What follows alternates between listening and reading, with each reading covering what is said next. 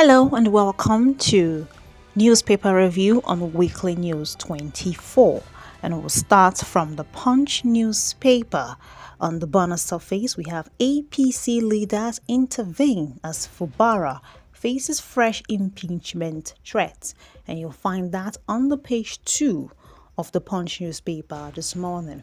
Sub stories are Assembly accuses government of constitutional breaches and issues 7-day ultimatum, and Rivers APC faction orders back Fubara. And all the stories, you will find them on the page 2 of the Punch newspaper this morning. And we have Lagos Assembly passes 4.4 trillion naira 2026 budget. More of that stories, you'll find it on the page 27 of the Punch newspaper this morning. Ogun teenage boy dies during swimming, and this story is on the page 6 of the Punch newspaper this morning. What a tragic story, and we offer our condolences to the families of this young boy, and more security should be assured when it comes to activities like this so that tragic death would not continue. Moving on, 2027 as SAN leads ADC 21-man Constitution Review Committee, and this story you find it on the page 18 of the Punch newspaper this morning. Let's go up, and we have APC ramps up membership e-registration. You'll find this on the page 7 of the Punch newspaper this morning. Federal government earmarks 1.7 trillion naira in 2026 budget for unpaid contractors.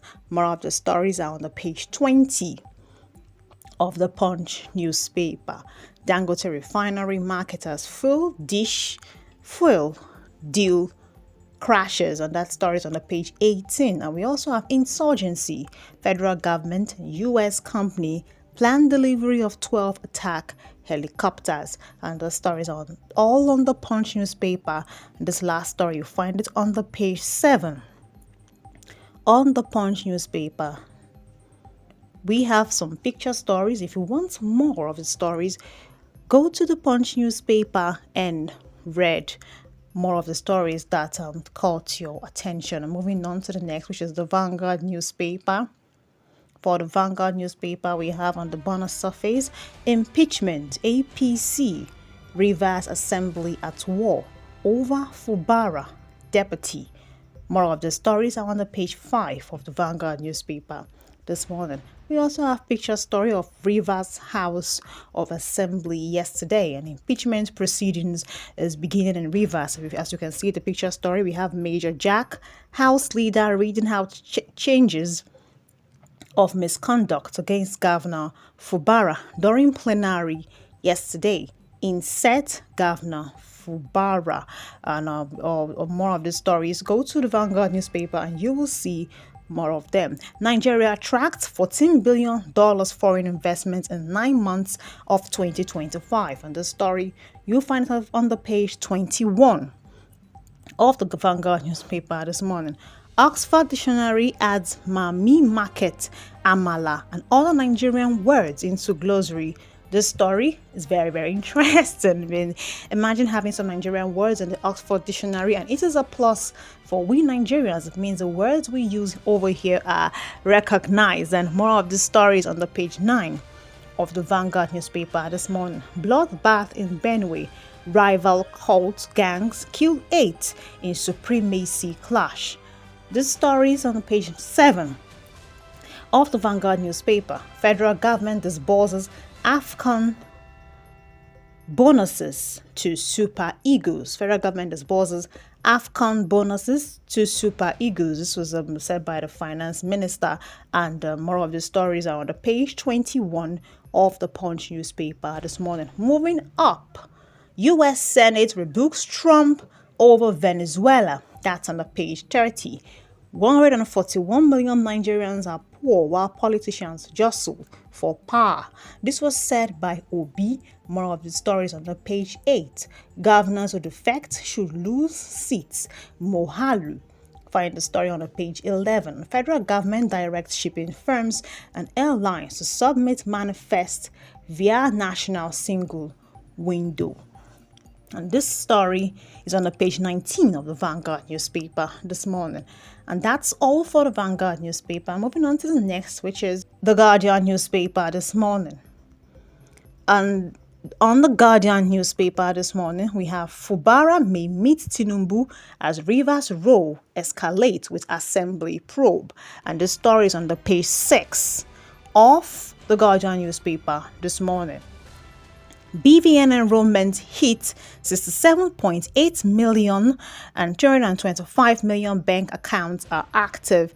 This is a sweet business story. You find this on the page 17 of the Guardian newspaper. NCAA threatens stiffer sanctions over flight delays and cancellations. This is very, very necessary as so many people have been complaining on social media platforms and even on their personal pages, saying that they've been having difficulty moving from one part of the country to another, and it has been finally visited, and it's something that we should be hopeful about. Moving on, Tinubu rallies investors to NGX after 100 trillion naira milestone. The story is on the page 7 of the Guardian newspaper this morning.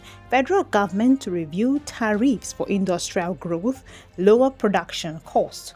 The story is on the page 17. We have tax laws, expects one of disputes, capital flight despite government assurances. You'll find the story on the page 6 of the Guardian newspaper this morning. How gaps in Nigeria's emergency response compound fatalities.